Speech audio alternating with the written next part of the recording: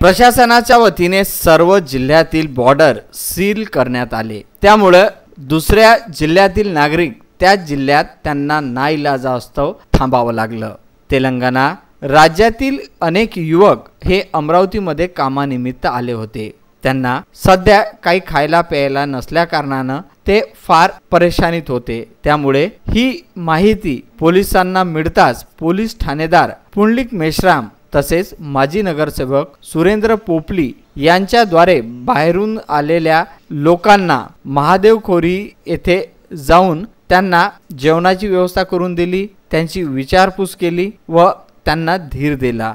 तसेच बाहेरगावच्या नागरिकांना फ्रेजरपुरा पोलीस ठाण्याचे ठाणेदार पुंडलिक मेश्राम यांच्या वतीने जेवण देण्यात आलं।